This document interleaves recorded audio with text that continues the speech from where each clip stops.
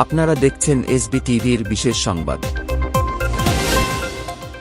খালেদা জিয়ার জন্য air ambulance ও প্রয়োজনীয় সেবা সরবরাহ করায় কাতারের আমিরকে গভীর কৃতজ্ঞতা জানিয়েছেন তারেক রহমান। লন্ডনের উদ্দেশ্যে দেশ ছাড়ার আগে ওসমানী আন্তর্জাতিক বিমানবন্দর থেকে আটক চিত্রনায়িকা নিপুণ। ঢাকা মেডিকেল কলেজ হাসপাতাল মর্গে জুলাই গণঅভ্যুত্থানের শহীদ আরও ৬ বেওয়ারিশ লাশের সন্ধান পাওয়া গেছে।